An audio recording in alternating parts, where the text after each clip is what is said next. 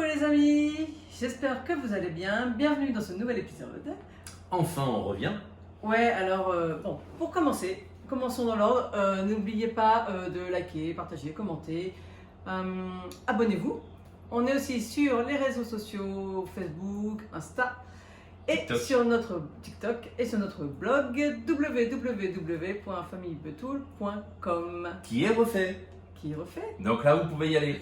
Oui, donc ça faisait un petit moment qu'on n'avait pas fait de vidéo, tout simplement parce que on a eu besoin de Prendre du recul un petit peu. de prendre du recul, de lâcher prise, de prendre des vacances, de réfléchir, de penser un petit peu à tout ce qu'on a vécu et tout ce qu'on a envie, tous nos projets. Enfin voilà, on a eu besoin de ce Et puis, temps-là. on a eu beaucoup de choses aussi qui se sont passées entre temps, qu'on ne vous a pas dit pour l'instant. Certains le savent déjà sur Instagram, peut-être, Ouais. en story. Alors même Instagram, sincèrement, je suis T'y es complètement absente en ce moment. Ouais, vraiment, j'ai eu besoin, parce que c'est moi qui m'occupe d'Instagram, eu besoin de ce temps-là. Mais on va revenir en force. De toute façon, ça va être la Ouais. rentrée et puis voilà, on va reprendre. On a des choses à faire. Voilà, on a beaucoup de choses à faire.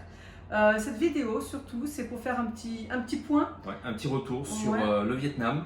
Ce qu'on a pensé, comment on a trouvé ça, comment déjà on a fait notre parcours, parce qu'on n'est pas resté à un endroit comme on fait d'habitude. Là, on a beaucoup bougé. Donc forcément, il y a des choses qui sont plus ou moins différentes de quelqu'un qui est uniquement sur place, toujours dans la même ville, à un point fixe. C'est ça. Une autre chose, on fera pas de vidéo sur la vie chère au Vietnam parce que là, pour le coup, on a fait vraiment que du tourisme. Ouais. On va Donc, dire ici vraiment notre ressenti, mais ça va pas Ouais. être un spécial comme on fait d'habitude. Non, parce qu'on n'aura pas vécu en tant que. Avec les locaux, on n'aura pas vécu en tant que sédentaire. Voilà, y Ouais, arriver. c'est ça, on ne s'est pas sédentarisé, on a beaucoup Non. bougé. Alors, déjà, la première raison, ça on peut le dire, c'est que le visa il est de 45 jours. C'est ça. 40 ou 45 45. 45. Ouais, j'avais le doute là. Mais, Euh, donc, bref, c'est pas le plus important. Il y a moyen de demander par internet plus On long. peut faire plus, mais nous on voulait y aller Voilà. avec le visa de tourisme.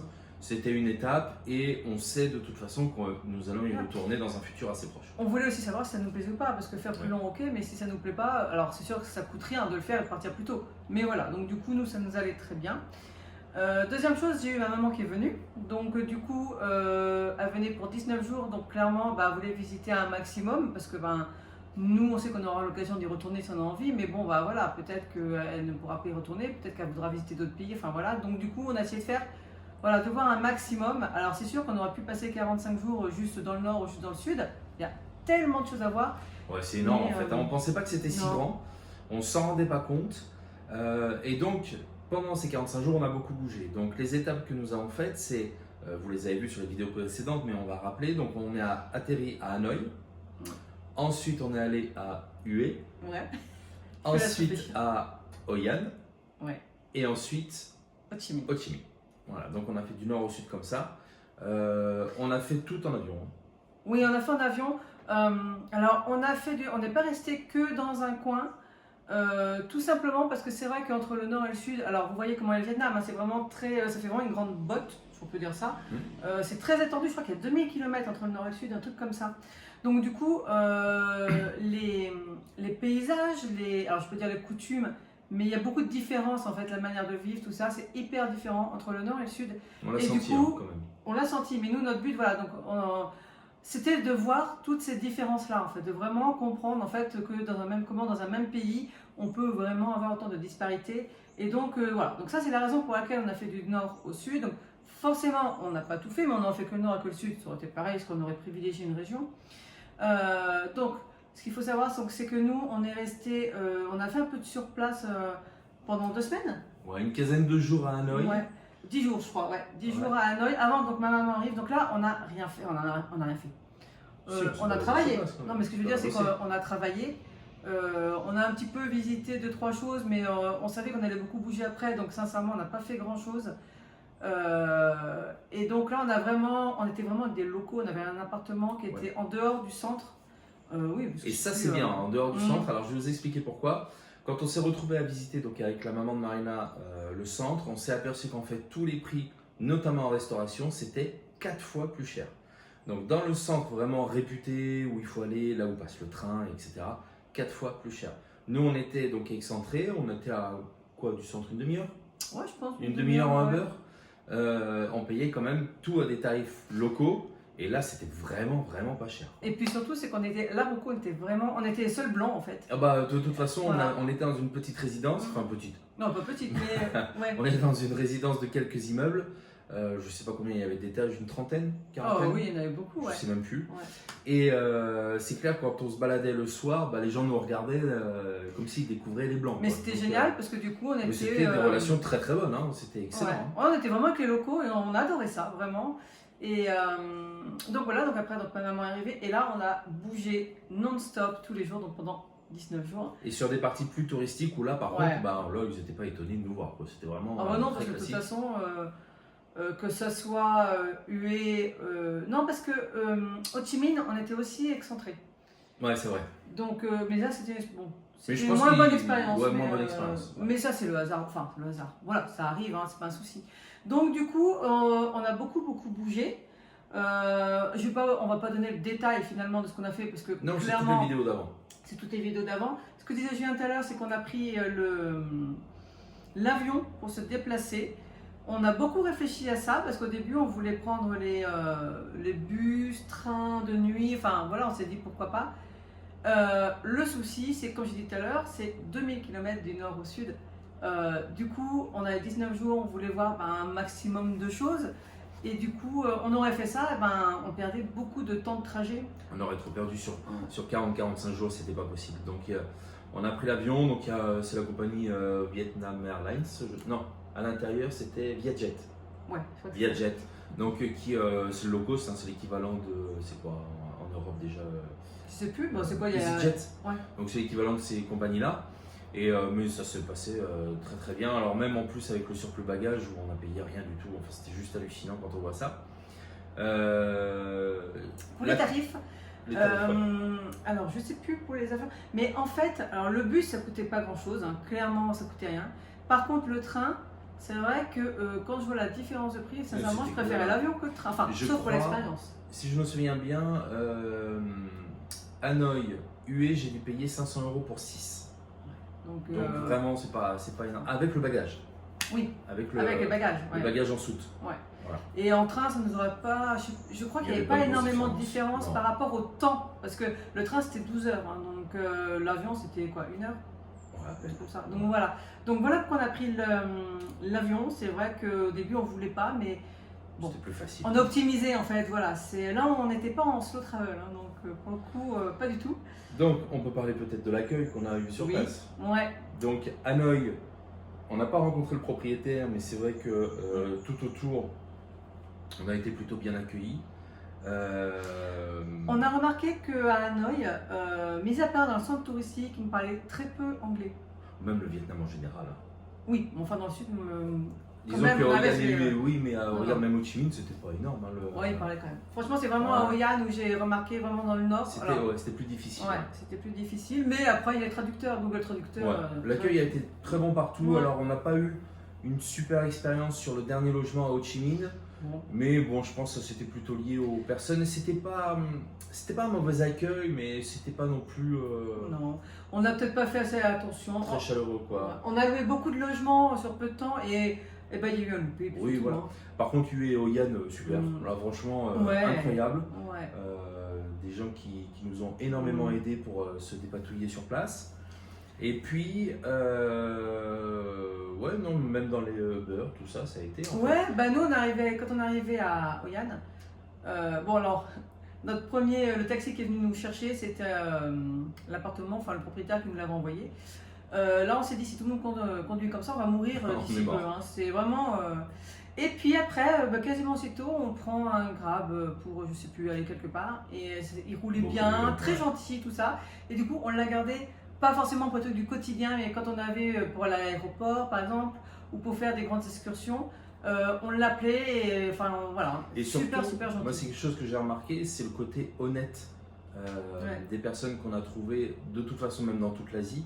Parce qu'en fait, il me disait, bah tiens, regarde la photo du Grab, combien ça ferait si jamais tu venais avec nous par Grab, et voilà combien je te prends. Et en fait, il prenait un tout petit peu moins cher, histoire de dire, voilà, il y a pas la taxe Ouais. de Grab dessus, ou je sais plus si c'était Grab ou Uber, enfin Oh. bref, peu importe, mais voilà, Mm. c'était vraiment honnête, alors que on a fait certains pays où s'ils avaient pu nous arnaquer, ils l'auraient fait Alors, allègrement. Après, on l'a pas fait pour le coup, hein. On l'a vraiment Non, fait non. parce qu'on avait confiance en Et puis, il conduisait lui, bien. il conduisait bien. Et puis, je suis sûr qu'il était content parce qu'on l'a fait quand même pas mal bosser. Ouais. Alors, ils conduisaient bien, et ça, c'est quelque chose qu'il faut dire, c'est que la conduite au Vietnam, c'est même pas la peine d'y penser. Voilà, ils ont leur propre code à eux, ils ont leur manière de faire. Et franchement, en tant qu'Européen, pourtant, j'ai conduit dans tous les pays qu'on a pu faire, quasiment, sauf la Malaisie. Ouais. Compliqué. Déjà, il y a un flot énorme de mobylettes, hein, c'est le pays où il y a le plus de motos par personne. Mais en plus, la conduite est très particulière et autant dire que les feux rouges ne servent pas à grand chose. Ils vont stopper un maximum, mais après, si on peut essayer de le griller, on va le faire. C'est comme ça, c'est chez eux comme ça, mais moi j'aurais eu trop peur de renverser quelqu'un ou d'avoir un accident et après on est vite perdu. De toute façon, il était hors de question. Donc il était hors de question, voilà, donc c'était pas la peine. Donc du coup, on n'a pas du tout conduit sur place, on a pris que des graves, et c'est pour ça qu'on était content d'en trouver. Quand on restait assez longtemps, parce qu'après on restait pas longtemps, mais quand on restait assez longtemps, on était content de trouver quelqu'un à qui on s'entende bien, parce que nous, ben, on avait quelqu'un en qui on avait confiance. Lui, ben, il savait que pendant qu'on était là, il allait venir nous emmener, ça le faisait travailler. Enfin voilà, tout le monde, je pense, est content. Et puis vraiment, il était adorable, on pouvait parler avec lui. Enfin voilà. Et puis, ben, clairement, la réputation du Vietnam pour les deux roues. Hein. Ah oui, bah ça, oui, c'est. Voilà. C'est des nuages de roues qui. Ouais. C'est impressionnant, hein. C'est à voir quand même. Ouais, je pense que c'est même un attrait touristique à mes yeux. Oui, ouais. Mais et on avait l'impression, j'avais l'impression de connaître la vie des gens parce que vraiment c'est quand même impressionnant. C'est-à-dire certaines femmes montent en Amazon hein, sur le scooter, elles ont le sandwich, limite en train de bosser. Alors j'exagère, mais vraiment. Ils transportent tout et n'importe quoi, ils peuvent transporter leur vie. Alors je sais que moi j'ai conduit qu'une fois mais un scooter, mais ce que je veux dire c'est que je pense qu'on est pas mal comme ça à se dire si on a un gros truc comment on va faire, on peut pas, on a deux roues. Eux ils n'ont pas cette question là. Machine à laver dessus, c'est parti. Ils étaient recouverts derrière, je sais pas, ils avaient toute une installation pour vendre leurs poissons, leurs fleurs, leurs machins, enfin c'était... Ils font leur vie dessus.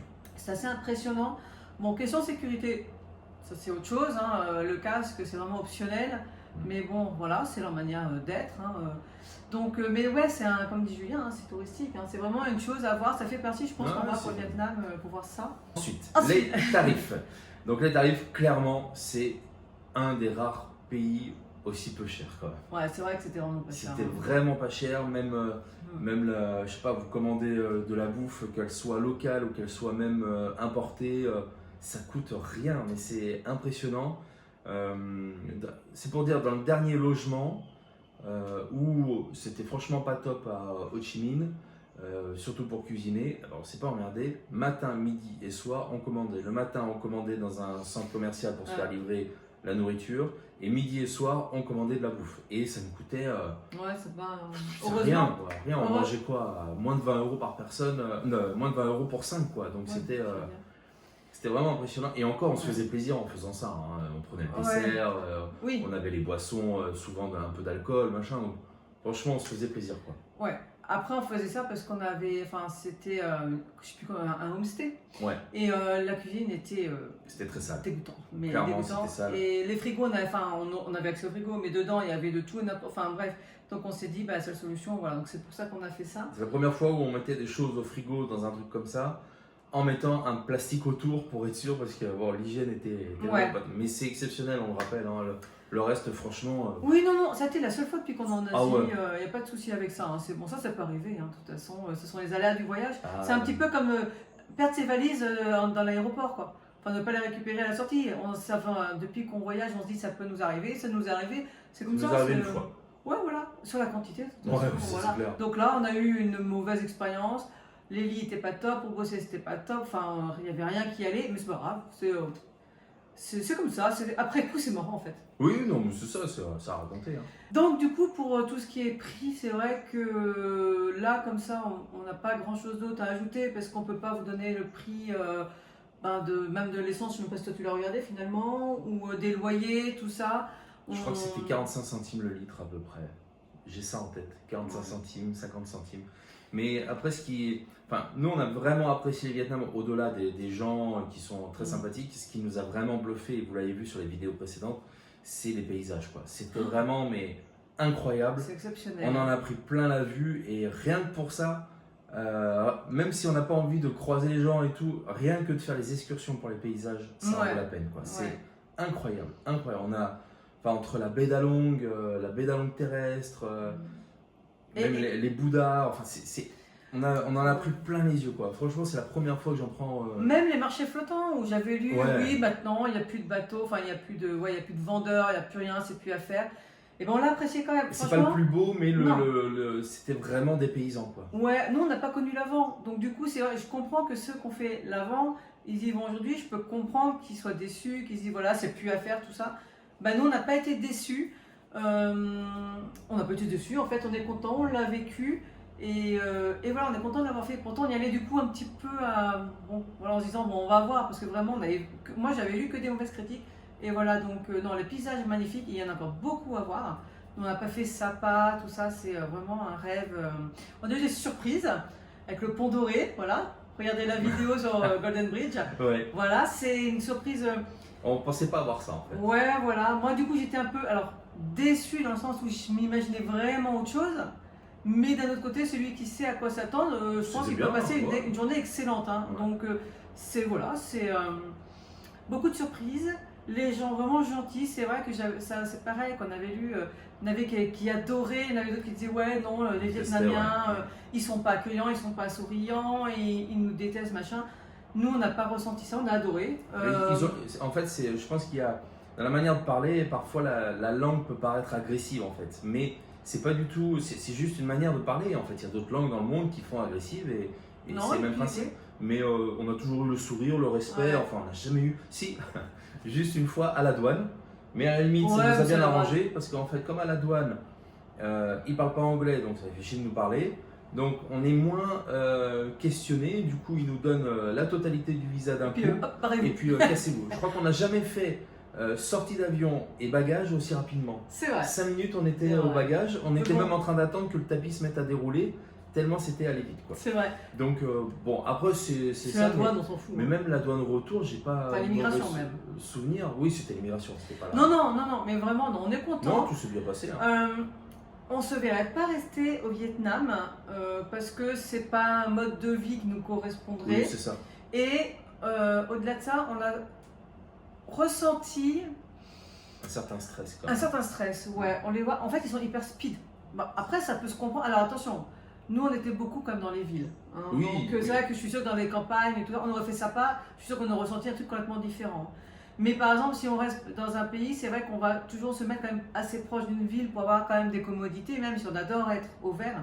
Mais du coup, nous, dans les coins qu'on a fait, on a ressenti du stress, mais je pense qu'il est lié finalement aux grandes villes. Quand il y a une telle circulation, de toute façon, je ne sais même pas comment on peut être détendu. Il y a du bruit tout le temps, parce que c'était... C'est le pays du klaxon, hein, quand même. Hein. Oui. Là, oui. Bah, en même temps, oui. Ça nous a rappelé l'Amérique latine. C'est ça. Mais après, il y avait des coins comme Hoi An où c'est très touristique. Ah, c'est magnifique. Et pourtant, j'ai adoré m'y balader. Enfin, on s'est baladé dans le marché, tout ça. Les lanternes, là aussi, on n'a pas tout fait. Et pourtant, on est resté plusieurs jours. Mais on n'a pas fait par exemple, le tour en bateau, tout ça. Après, je viens travailler aussi. Puis, voilà, on ne peut pas tout faire. Mais je pense qu'on a un peu fait le tour. Je ne sais pas si c'est quelque chose. Au final, le Vietnam. Au final, le Vietnam, moi j'ai adoré. Ouais, moi aussi. On y retourne, voilà. Ça c'est sûr, on y retournera. Hein. Là, donc vous nous voyez dans un lieu nouveau, donc on va vous en dire plus un petit peu plus tard. Je pense que beaucoup. Mais il se peut qu'on se voit beaucoup à cet endroit-là. Lorsqu'on va faire notre blabla, il y aura un autre endroit aussi, juste à côté. Sur la terrasse où on se verra souvent, mais à mon avis ce seront les deux spots où on va discuter pas mal. Ouais, je pense. Là, donc on a quitté le Vietnam. Alors, sincèrement, ceux qui nous suivent sur Instagram, vous savez qu'à un moment où on est, il n'y a plus de suspense. Mais il y a des personnes qui, je pense, ne nous suivent pas encore. Alors, profitez-en pour nous suivre. Vous abonner, partager, liker, commenter. Et on vous dit à très très vite. À très vite. Dans un nouveau pays. Et merci de nous suivre encore. Et surtout, n'oubliez pas. Choose your life, tout est possible. Salut. Ciao.